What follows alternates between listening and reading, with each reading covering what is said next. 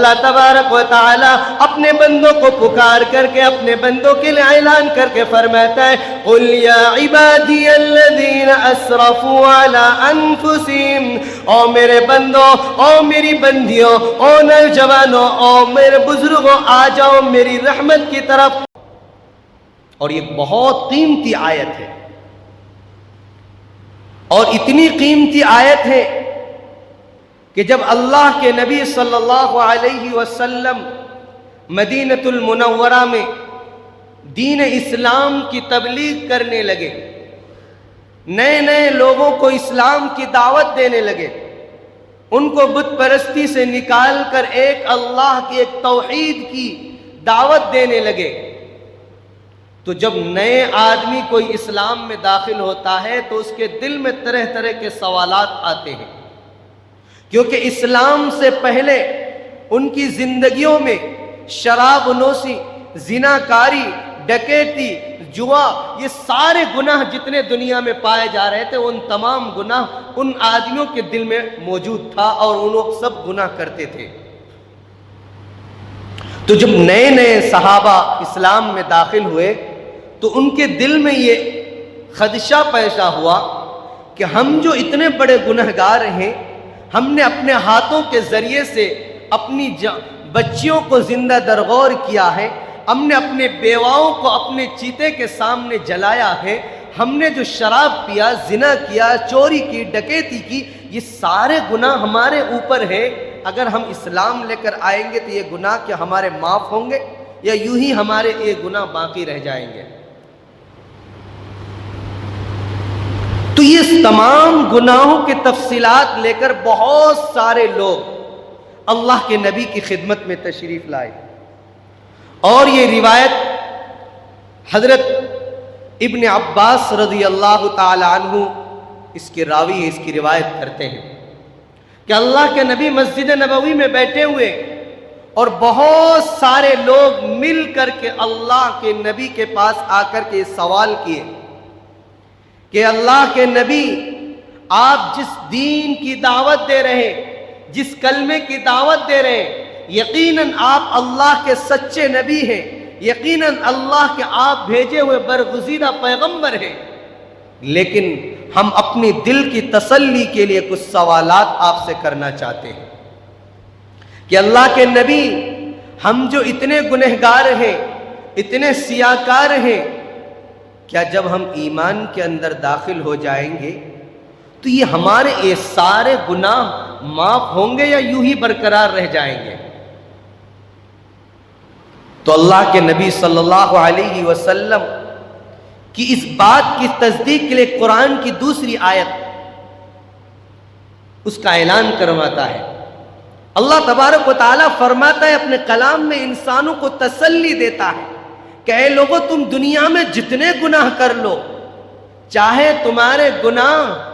زمین کے ذرات کے برابر ہو، سمندر کے اندر جو جھانک ہے اس کے برابر بھی ہو جائے، یہاں تک کہ اللہ فرماتا ہے کہ زمین کو، ساری زمین و آسمان تم اپنے گناہوں سے بھر دو، لیکن اللہ کو کوئی فرق نہیں پڑتا۔ اللہ قرآن میں انسان کو تسلی دے کر ہمت دلاتا ہے کہ اللہ کی رحمت تو اتنی زیادہ وسیع ہے۔ اللہ فرماتا ہے کہ تم صرف ایک مرتبہ اپنے رب کے سامنے آ کر توبہ کر لو، اللہ سارے گناہوں کو دھول دیتے ہیں۔ اللہ تبارک و تعالی فرماتا ہے کہ میرے وہ گنہگار بندے جنہوں نے اپنے گناہ کرتے کرتے زمین و آسمان کو بھر دے، وَلَمْ يُصِرُّوا عَلَى مَا فَعَلُوا، وہ ایسے پھیل کرتے رہے کہ وہ صرف 24 گھنٹہ اپنے گناہوں میں لگے رہے۔ اور آگے اللہ فرماتا ہے کہ جب وہ میرے بندے گناہ کرتے کرتے تھک چکے، پھر ایک دن ان کو خیال آیا کہ میں اپنے رب کے سامنے معافی تو مانگ لوں، اپنے رب سے اپنے گناہوں کی توبہ کر لوں۔ وَلَمْ يَغْفِرُ الذُّنُوبَ إِلَّا اللَّهُ، میرا رب تو معاف کرنے والا ہے، خطاؤں کو درگزر کرنے والا ہے۔ جب یہ بندہ یہ خیالات، یہ سوچ، یہ سمجھ کر کے اللہ کے دربار میں آ جاتا ہے، اللہ سے معافی مانگ لیتا ہے، تو اللہ ان کے گناہوں کو معاف فرما دیتا ہے۔ اور جو اللہ کی رحمت کو کھینچنے والی سب سے پیاری آیت ہے جس کو میں نے خطبہ میں تلاوت فرمائی، یہ سب سے زیادہ اللہ کی رحمت کو کھینچتی ہے اور اللہ کی رحمت کو سمیٹے ہوئے ہیں، اور وہ آیت کون سی ہے؟ قرآن کے الفاظ میں سنیے، قُلْ يَا عِبَادِيَ الَّذِينَ أَسْرَفُوا عَلَىٰ أَنفُسِهِمْ لَا تَقْنَطُوا مِن رَّحْمَةِ اللَّهِ إِنَّ اللَّهَ يَغْفِرُ الذُّنُوبَ جَمِيعًا إِنَّهُ هُوَ الْغَفُورُ الرَّحِيمُ۔ اللہ تبارک و تعالی اپنے بندوں کو پکار کر کے اپنے بندوں کے لیے اعلان کر کے فرماتا ہے، قُلْ يَا عِبَادِيَ الَّذِينَ أَسْرَفُوا عَلَىٰ أَنفُسِهِمْ، او میرے بندوں، او میری بندیوں، او نوجوانوں، او میرے بزرگوں، آ جاؤ میری رحمت کی طرف، لا نقنطوا من رحمت اللہ، چاہے تم گناہ کرتے زمین کو بھی بھر دو، آسمان کو بھی بھر دو، تمہارے گناہ زمین کے ذرات کے برابر ہو جائے، تمہارے گناہ سمندر کے جھانک کے برابر ہو جائے، لا تقنطوا من رحمت اللہ، اللہ فرماتا ہے کہ میری رحمت سے مایوس نہ ہو۔ اللہ کیا فرماتا ہے کہ میری رحمت سے مایوس ہونے کی ضرورت نہیں، لا تقنطوا من رحمت اللہ ان اللہ یغفر الذنوب جميعا۔ جب تمہارے دل میں اللہ کی رحمت آ جائے، جب تمہیں یقین ہو جائے کہ میرا رب رحمت کا مادہ اپنے اندر سمیٹا ہوا ہے۔ میرے دوستو، مسلم شریف کی ایک دوسری روایت، صحیح روایت ہے، جس کو حضرت جابر رضی اللہ تعالیٰ عنہ روایت کرتے ہیں، فرماتے کہ اللہ تبارک و تعالیٰ نے جب انسانوں، جناتوں، دنیا کے اندر بسنے والے تمام جاندار کو، جس کے اندر جان ہے، پیدا کرنے کا ارادہ فرمایا، تو اللہ نے اس سے پہلے رحمت کو پیدا کیا، رحم کو پیدا کیا، اور اللہ نے اس کے 100 حصے بنائے۔ کتنے بنائے؟ 100 حصے بنائے۔ ان 100 حصوں میں سے 99 حصے یعنی 99 حصے اللہ اپنے پاس رکھ لیا، اور ایک حصہ اللہ نے دنیا کے تمام انسانوں، جناتوں، چرند پرند، حیوانات، یعنی کہ دنیا میں جتنے جاندار ہیں، جس کے اندر اللہ نے جان رکھا ہے، دل رکھا ہے، سب کو تقسیم کر دیا، ایک حصہ دیا، اور 99 حصہ اللہ نے رحمت کے اپنے پاس رکھا۔ اس لیے اللہ کے صفاتی جو 99 نام ہے، 100 میں ایک کم نام ہے، اس میں 2 نام اللہ کے سب سے زیادہ جامع ہیں، 2 نام۔ اللہ فرماتا ہے کہ وہ جو 99 نام ہیں، ان تمام ناموں پر میرے یہ جو صفاتی 2 نام ہے یہ حاوی ہے، اس کو میں نے ان تمام ناموں پر مسلط کر رکھا ہے۔ اور وہ 2 نام کون سے؟ ایک اللہ کا نام ہے رحمان، اور ایک اللہ کا نام ہے رحیم۔ یہ 2 نام جو ہے وہ تمام ناموں پر اللہ نے فوقیت عطا فرمائی کہ یہ 2 نام میرا اصل صفاتی نام ہے، ورنہ اللہ کا ایک نام جبار بھی ہے، اللہ کا ایک نام قہار بھی ہے، اللہ کا نام ایک نام عز و جل بھی ہے، اللہ کا ایک نام ستار بھی ہے، تو بہت سارے نام اللہ ہے، صفاتی نام 99 نام ہے، لیکن ان تمام ناموں پر یہ 2 نام اللہ نے فوقیت دی، اور اسی نام پر اللہ نے ایک سورت بھی قرآن میں اتار دیا ہے۔ قرآن میں جو اللہ نے سورتیں اتاری ہیں، تمام سورتوں میں اللہ نے ایک سورت کو اپنے نام سے اتارا جس کا نام سورہ رحمان رکھا ہے، اور اس سورت کی ابتدا بھی الرحمن سے شروع ہوتی ہے۔ کسی اور سورت کی ابتدا اللہ کے نام سے الرحمن سے، یعنی وہ سورہ رحمان جو ہے وہ اللہ کی صفاتی نام سے شروع ہوتی ہے۔ الرحمن علم القرآن خلق الانسان علمہ البیان۔ اللہ اس سورت میں بیان کرنا چاہتا ہے کہ میرے بندو، میرا جو صفاتی نام ہے الرحمن، جب میں نے اس سورت کو نازل فرمایا تو اس سورت کو میں نے قرآن کریم کا دلہن بنا دیا۔ کیوں دلہن بنایا؟ کیونکہ میرے تمام ناموں پر اس سورت کا جو اندر الرحمن آیا ہے، یہ نام میرے تمام سورتوں کو چھا لیا ہے۔ آسمان کی 4 کتابیں نازل ہوئی، اللہ نے 4 کتابیں نازل کی، ان چاروں کتابیں جو ہے وہ متن ہے، ان کی تفسیر اللہ نے کیا فرمائی؟ قرآن کریم کو۔ وہ چاروں کتابوں کی تفسیر اللہ نے قرآن کریم کو بنایا۔ پھر اللہ نے قرآن کریم کو، تمام کتابوں کو دل جو دلہن بنایا، اللہ نے سورہ رحمان کو بنایا۔ اور پھر قرآن کریم کا جو متن ہے وہ سورہ فاتحہ ہے، اور سورہ فاتحہ کی جو پوری تفسیر ہے وہ پورا قرآن کریم ہے۔ پورے قرآن میں سب سے جامع سورت اللہ نے سورہ فاتحہ کو فرمایا، اور سورہ فاتحہ کا جو متن ہے وہ ایاک نعبد و ایاک نستعین ہے۔ سمجھ میں آ گیا؟ ساری کتابوں کی تفسیر قرآن کریم، سارے قرآن کی تفسیر سورہ فاتحہ، سورہ رحمان، اور سورہ رحمان کی اور پورے قرآن کی متن جو ہے وہ سورہ فاتحہ، اور سورہ فاتحہ کی تفسیر پورا قرآن۔ اور پھر سورہ فاتحہ کا جو متن یہ آیت ہے ایاک نعبد و ایاک نستعین، کہ اللہ میں تیرے ہی عبادت کرتا ہوں اور تجھ سے ہی مدد چاہتا ہوں۔ یہی آیت کریمہ اللہ نے اصل اتارا ہے۔ اور قرآن کریم میں سورہ فاتحہ اور سورہ بقرہ کی جو آخر کی 2 آیتیں ہیں، یہ سورت اور یہ آیت اللہ تبارک و تعالی نے اپنے جنت کے خزانوں سے، عرش کے خزانوں سے اللہ نے انسانوں کو دیا ہے۔ تمام قرآن کریم کی جو آیت کریمہ اور سورتیں جو نازل ہوئی، ڈائریکٹ حضرت جبرائیل علیہ السلام اللہ کے نبی کے پاس آ کر کے ان کے قلب اطہر پر وحی کے ذریعے پہنچایا۔ لیکن جب سورہ فاتحہ اور سورہ بقرہ کی آخری آیت للہ ما فی السماوات وما فی الارض وان تبدوا ما فی انفسکم او تخفوہ یحاسبکم بہ اللہ آمن الرسول بما انزل، یہ جو 2 آیتیں ہیں، جب اس کو اتارنے کی باری آئی تو اللہ نے صرف جبرائیل علیہ السلام کو نہیں بھیجا، جبرائیل کو نہیں کہا کہ جاؤ میرے نبی پر اتار دو، بلکہ جبرائیل علیہ السلام کے لیے یہ، اس لیے اللہ نے سورہ فاتحہ کو کیا فرمایا؟ الحمدللہ رب العالمین۔ اس کے بعد کیا فرمایا؟ الرحمن الرحیم۔ کیا فرمایا؟ الرحمن الرحیم، کہ لوگوں میں تمام عالم کا رب ہوں، تمام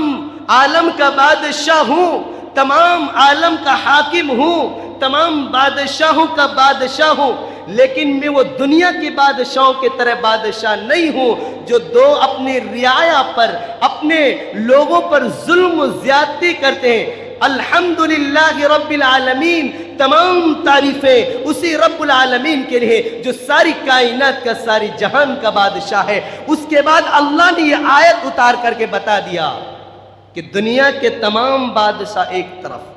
الرحمن الرحیم، کہ وہ بادشاہ جو بادشاہت میں آ جاتا ہے ان کے دل سے رحم کا مادہ ختم ہو جاتا ہے، اپنی رعایا کے لیے وہ ظالم بن جاتا ہے، جابر بن جاتا ہے، اپنی رعایا کو وہ کیڑے اور مکوڑوں کی طرح مسل دیتا ہے۔ لیکن اللہ فرماتا ہے کہ نہیں، میں وہ ذات نہیں، میں ایسا بادشاہ نہیں، میں الرحمن بھی ہوں، الرحیم بھی ہوں، میری رحمان اور رحمت کی صفت تمام چیزوں پر حاوی ہے، مسلط ہے، میں کبھی کسی پر ظلم کرنے والا بادشاہ نہیں بنا۔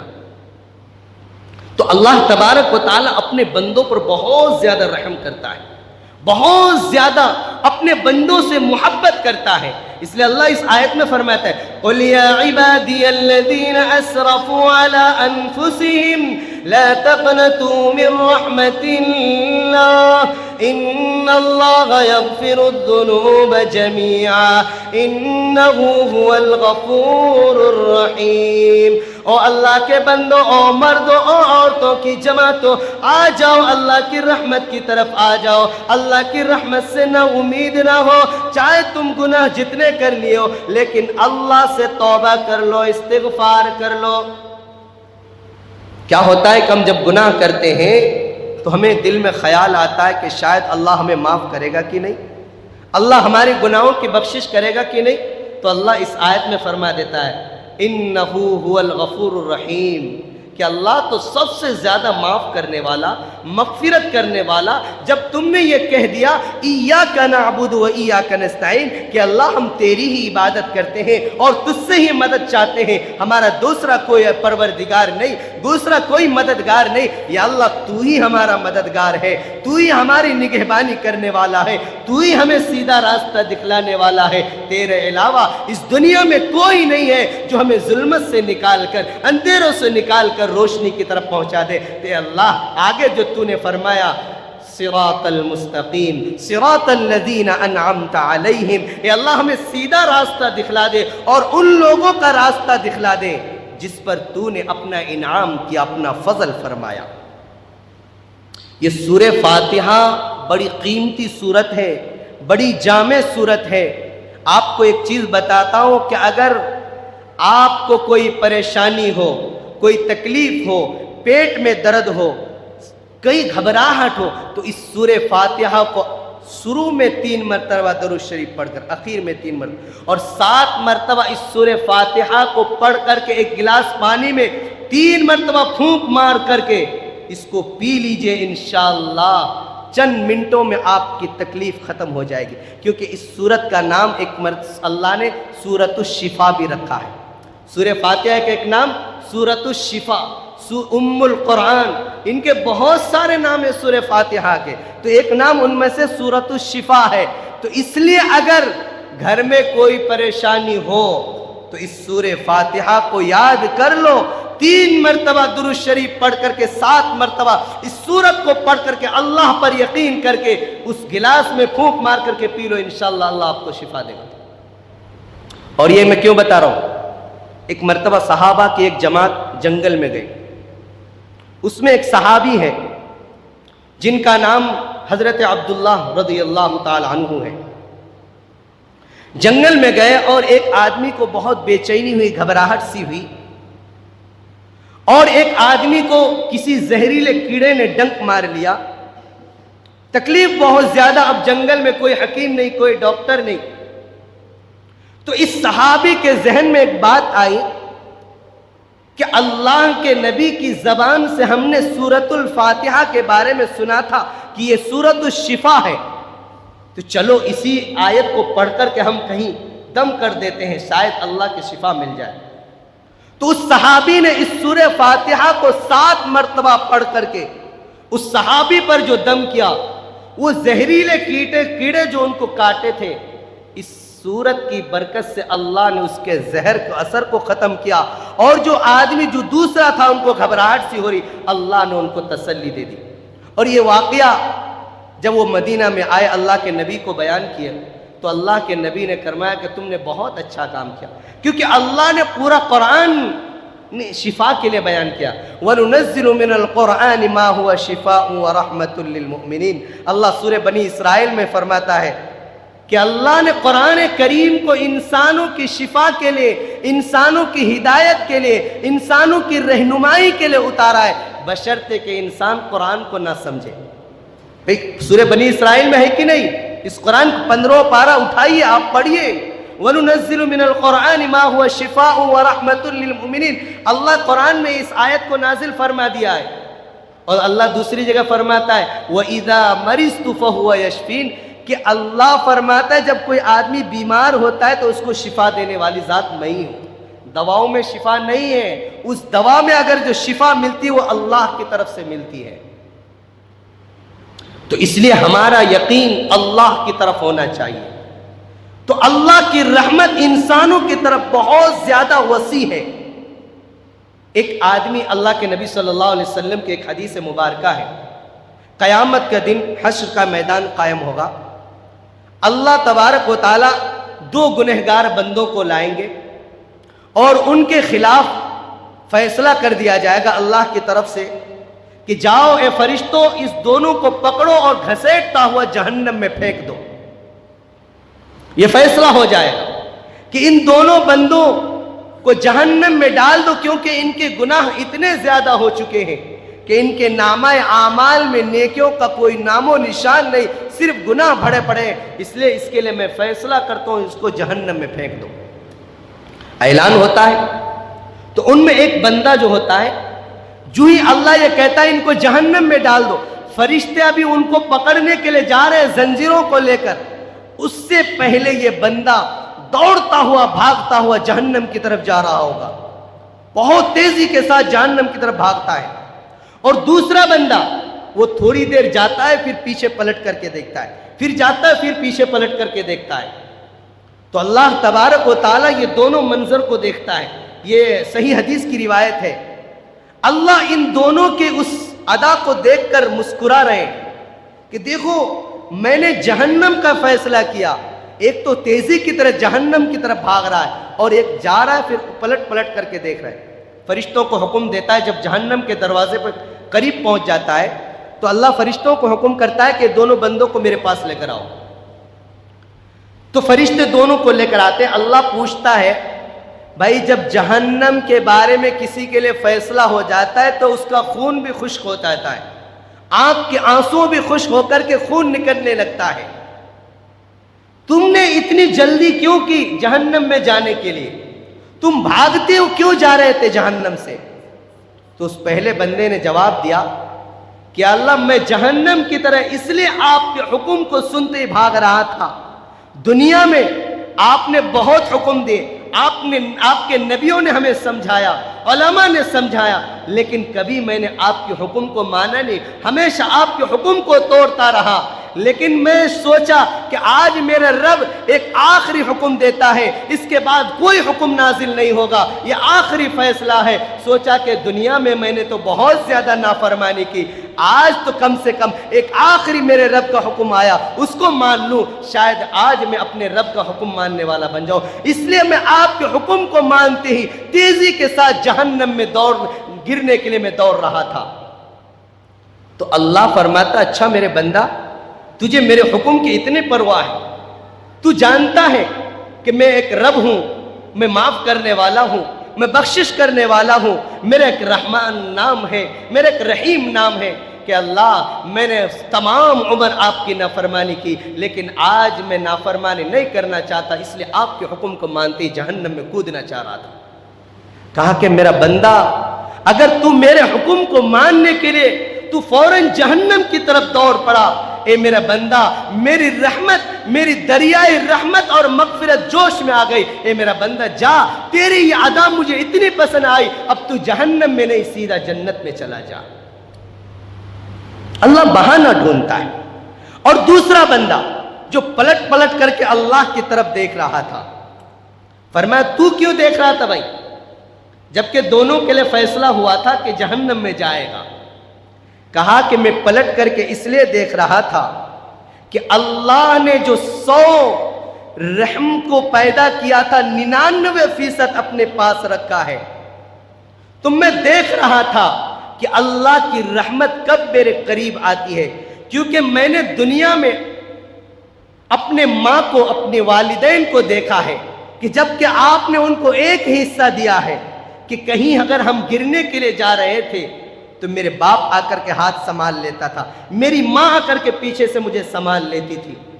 تو میں دیکھتا ہوں کہ جس ماں کو ایک حصہ ملا ہو، اس ماں کے اندر اتنی رحمت کا مادہ ہو، اور جس رب کے پاس 99% ہو، اس رب کی رحمت کب میری طرف آتی ہے۔ اور میں نے اپنے نبیوں سے، اپنے علماء سے سنا ہے کہ اللہ کی رحمت اللہ کی غضب پر فائز ہے، اللہ کی غضب اللہ کی رحمت سے نہیں بڑھ سکتی ہے۔ اللہ نے اپنے غصے کو اپنی رحمت کے ذریعے سے ڈھانپ لیا ہے۔ میں یہ دیکھ رہا تھا کہ آج میں اس کا بندہ جہنم میں جا رہا ہوں، جو اپنے 70 ماؤں سے زیادہ اپنے بندوں سے محبت کرتا ہے، وہ رب کب اپنی رحمت کو جوش میں لا کر کے اپنے بچوں کو آگ میں گرنے سے بچا لیتا ہے۔ میں اپنے آپ کی رحمت کو دیکھنے کے لیے پلٹ پلٹ کر کے پیچھے دیکھ رہا تھا کہ کہیں میرا رب مجھے سنبھال نہ لے، کہیں میرا رب اپنی رحمت کو غالب کر کے مجھے جہنم سے بچا لے۔ تو اللہ فرماتا ہے کہ میرا بندہ اچھا ابھی بھی تجھے میری رحمت کا یقین ہے کہ میں تجھے معاف کر دوں گا، میں تجھے بخشش کر دوں گا۔ کہا کہ میرے رب، میں نے تیری نبی کی زبان سے سنا ہے کہ تیرا غصہ تیری رحمت سے بڑھ کر نہیں ہو سکتی ہے، تو میں سوچا کہ میرے نبی کی زبان جھوٹی نہیں ہو سکتی ہے، اس لیے اپنے نبی کی حدیث سن کر کے آیا ہوں، اور اسی حدیث کی یقین پر آپ کی رحمت کو دیکھتا ہوا میں سمجھتا ہوا آج یہ دیکھنا چاہ رہا تھا کہ مجھے اللہ جہنم سے بچاتا کہ نہیں۔ تو اللہ کو جوش آتا ہے، اللہ فرماتا اچھا اب بھی تجھے میری رحمت کا یقین ہے تو جا میرے بندے، تیری اسی ادا پر میں نے تجھے معاف کر دیا اور تجھے جہنم سے بچا کر کے جنت میں داخل کر دیا۔ تو اللہ اپنے بندوں کو جہنم سے بچانے کا ایک بہانہ چاہتا ہے کہ میرا بندہ کب مجھ یقین کر لے، میری رحمت میں آ جائے اور میں اپنے بندوں کو معاف کر کے اس کو جنت کا حقدار بنا دوں۔ کوئی بندے کو اللہ نہیں چاہتا کہ یہ جہنم کا حقدار بنے، یہ جہنم میں جائے۔ اس لیے میرے بزرگوں، میرے نوجوانوں، اللہ کے دربار میں آ جاؤ۔ اللہ نے اپنے رحمت کے دروازے آپ کے لیے کھول رکھے ہیں۔ کب وہ وقت آئے گا کہ آپ اللہ کی رحمت کو لوٹنے والے بنیں گے، اللہ کے رحمت کو خنیس کر اپنے دامن میں سمیٹ کر کے اللہ کے برگزیدہ بندے بن جائیں گے۔ اللہ تبارک و تعالیٰ نے حدیث مبارکہ میں فرماتا ہے کہ جب بندہ ایک قدم آ کر چلتا ہے، ایک ہاتھ چلتا ہے تو اللہ 10 ہاتھ چل کر آتے ہیں۔ بندہ چل کر آتا ہے تو اللہ دوڑ کر آتے ہیں اس کی طرف کہ کہیں میرا بندہ گر نہ جائے، اپنے بندوں کو سنبھالنے کے لیے آتا ہے۔ ایک روایت میں آتا ہے ایک بہت بڑے بزرگ حضرت امام بخاری رحمت اللہ علیہ کے استاذ حضرت یحییٰ ابن اقسم رحمت اللہ علیہ، جب امام بخاری اتنے بڑے بزرگ ہیں تو ان کے استاد کتنے بڑے بزرگ ہوں گے۔ جس بخاری کا درجہ قرآن کے بعد اگر کسی کا کتاب کا درجہ دیا جاتا ہے تو وہ بخاری شریف کا درجہ ہے، تو اس کو لکھنے والے کا استاد حضرت یحییٰ ابن اقسم رحمت اللہ علیہ، جب ان کا انتقال ہوا تو کسی بزرگ نے ان کو خواب میں دیکھا کہ حضرت یحییٰ ابن اقسم رحمت اللہ علیہ بڑے خوش نظر آ رہے۔ پوچھا کہ آپ کے شاگرد اتنے اللہ والے ہیں، آپ بخاری شریف پڑھانے والے اور اس کے لکھنے والے کے استاذ ہیں، آپ کا مقام و مرتبہ تو بہت اونچا ہے، بہت اعلیٰ مقام ہے، آپ کو تو اللہ نے بہت زیادہ مقام عطا فرمایا۔ تو یحییٰ ابن اقسم رحمت اللہ علیہ فرماتے ہیں کہ مجھے امام بخاری کو اس لائق، اس قدر اونچا طالب علم بنانے کی وجہ سے یہ مقام نہیں ملا، مجھے حدیث پڑھانے کی وجہ سے یہ مقام نہیں ملا، مجھے اللہ کے سامنے عبادت اور ریاضت کرنے کی وجہ سے یہ مقام و مرتبہ مجھے نہیں ملا۔ تو خواب میں دیکھنے والا بزرگ حیران ہو گئے کہ آپ اتنے بڑے بزرگ، لیکن آپ کو اس کی وجہ سے دن رات آپ کو حدیث پڑھانا اور طالب علم کو ایک بڑے اونچے درجے کا محدث بنانا، یہ آپ کا مشغلہ تھا، آپ کا کام تھا، پھر بھی آپ کو اتنے اعلیٰ مقام اس کی وجہ سے نہیں ملا؟ کہا کہ نہیں۔ کہا کہ پھر کس کی وجہ سے؟ کہا کہ میری 2 وجہ ہیں، 2 چیزوں کی وجہ سے اللہ نے مجھے یہ مقام عطا کیا ہے۔ اللہ نے میری 2 ادا بہت پسند کی، جس کی وجہ سے اللہ نے فرمایا تو نے جو 70 سال اپنی زندگیوں میں حدیث کا درس دیا، وہ تیرے حدیث کا درس میرے یہاں قابل قبول نہیں، صرف ایک چھوٹی سی چیز ہے، ایک چھوٹی سی ادا ہے جس کو میں پسند کیا اور اسی کے بدلے تمہیں جنت عطا کر رہا ہوں۔ تو انہوں نے خواب میں سوال کیا وہ چھوٹی سی ادا کون سی؟ کہا کہ ایک مرتبہ میں حدیث لکھنے بیٹھا تھا، حدیث کو لکھ رہا تھا، اور پہلے زمانے میں جو ہے آج کی طرح پین نہیں ہوتے تھے، وہ کنچی کا پین بناتے، بانس لکڑی کا پین ہوتا تھا، اور روشنائی ہوتی تھی الگ سے، دوات ہوتا تھا روشنائی، اس کے اندر پین کو رکھتے تو ڈبا کر کے اس کے اندر رکھ کر کے پھر لکھتے تھے، لکڑی کے پین سے لکھا جاتا تھا پہلے، آج کی طرح ڈیجیٹل پین نہیں ہوتا تھا۔ تو وہ لکڑی کے پین سے جب وہ روشنی میں پین کو دبا کر کے لکھنے کے لیے جا رہے تو ایک مکھی آ کر کے ان کو اس کے پین پر بیٹھ گیا، اس کے قلم پر بیٹھ گیا، اور وہ مکھی اس روشنائی کو چوسنے لگا، اس مکھی کو پیاس لگی تھی، تو حضرت یحییٰ ابن اقسم رحمت اللہ علیہ نے اس وقت تک اس پین کو حرکت نہیں دیا جب تک کہ وہ مکھی اس روشنائی کو چوستا رہا، پیتا رہا۔ جب وہ مکھی اڑ کر کے چلا گیا تب جا کر کے وہ لکھنا شروع کیا۔ اللہ کو یہ ادا بہت پسند آئی کہ میری ایک مخلوق جو پیاسی تھی، تو نے اس پر رحم کھا کر کے ان کے لیے تو نے اپنے قلم کو روک دیا لکھنے سے۔ چاہتا تو بہت ساری چیزوں کو لکھ سکتا تھا اس ٹائم میں، لیکن میری ایک مخلوق پر تو نے رحم کھایا۔ ارے تو انسان ہے، جب تو میری رحمت پر، میری مخلوق پر رحم کھا سکتا ہے تو میں رب العالمین تجھ پر رحم نہ کھاؤں تو میری پھر رحمت کا فائدہ کیا؟ اور اللہ تبارک و تعالیٰ نے جب مجھے قبر میں لٹایا گیا، فرشتے آئے مجھ سے سوال کرنے لگے، من رب کا تیرا رب کون ہے، ما دین کا تیرا دین کیا ہے، من نبی کا تیرا نبی کون ہے۔ یہ سارے سوالات کا جواب کر رہے تھے تو میں خاموش ہو گیا، میں نے ایک بھی جواب نہیں دیا۔ تو فرشتے اللہ کی طرف رجوع کیے کہ اللہ یہ آپ کا بندہ ہمارے ایک بھی سوالات کا جواب نہیں دیتا ہے، کیا کروں؟ کیا ان کے لیے جہنم کا فیصلہ کروں یا جنت کا فیصلہ کروں؟ ان کے لیے جہنم کی کھڑکیوں کو کھولوں یا جنت کی کھڑکیوں کو کھولوں؟ تو حضرت یحییٰ ابن اقسم اللہ سے باتیں کرتے ہیں، جواب دیتے فرشتوں کو کہ اللہ میں نے اپنے 70 سال کی زندگی میں جو حدیث کا درس دیا، اس درس میں ایک حدیث آئی جو میرے نبی صلی اللہ علیہ وسلم کی حدیث مبارکہ ہے۔ آج میں اس حدیث کو دیکھنا چاہتا ہوں کہ میری نبی کی زبان سچی ہے کہ نہیں۔ اور اللہ کے نبی کی زبان بالکل سچی ہے۔ پہاڑ ادھر سے ادھر ہو سکتے لیکن اللہ کے نبی جو بتا دیے وہ بات ادھر سے ادھر نہیں ہو سکتی ہے۔ فرمایا میں نے اس حدیث میں پڑھا ہے کہ جب بندہ 70 سال 60 سال 80 سال کی عمر میں پہنچ جاتا ہے، جب اس کے داڑھی کے بال سفید ہو جاتے ہیں، ان کے سر کے بال سفید ہو جاتے ہیں، تو اللہ کو بھی ان کے بالوں کی سفیدی کی وجہ سے حیا اور شرم آتی ہے، اور اللہ شرما کر کے اس بندے کو معاف فرما دیتا ہے۔ اللہ اس بوڑھے شخص کو پریشان نہیں کرتا۔ تو میں نے 70 اور 80 سال آپ کی حدیث پڑھاتے ہوئے، نبی صلی اللہ علیہ وسلم کی حدیث مبارکہ کو پڑھاتے ہوئے میں نے اپنے بالوں کو سفید کر لیا۔ یا اللہ آج میں تھوڑی دیر قبر میں آرام کرنا چاہتا ہوں، یا آپ کے فرشتے پریشان کرتے ہیں۔ تو آپ بتائیے میرے نبی کی حدیث سچی ہے کہ پھر آپ کے فرشتے جو مجھے پریشان کر رہے ہیں سچے ہیں؟ فوراً اللہ کی طرف سے آواز آئی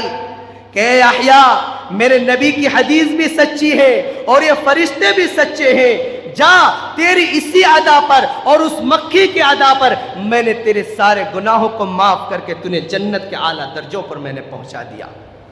تو حضرت یحییٰ ابن اقسم کہتے ہیں میں نے زندگی میں جتنے مجاہدے کے اللہ کو مجاہدے مانے نہیں، میری چھوٹی چھوٹی اداؤں پر اللہ نے مجھے جنت عطا کی۔ اس لیے آج موقع ہے آپ بھی اللہ کو چھوٹی چھوٹی اداؤں کر کے، چھوٹے چھوٹے عمل کر کے دکھائیے۔ کوئی چھوٹا عمل چھوٹا نہیں ہوتا، کوئی بڑا عمل بڑا نہیں ہوتا۔ اللہ کے سامنے 2 رکعت نماز پڑھیے، اللہ کے سامنے روئے کہ اللہ آپ کے گناہوں کو معاف کر کے اللہ جنت کا حقدار بنا دیے۔ نماز پڑھیے، عبادت کیجئے، اللہ آپ کے گناہوں کی مغفرت کر کے جنت کا حقدار بنا دے گا۔ اللہ مجھے بھی اور آپ حضرات کو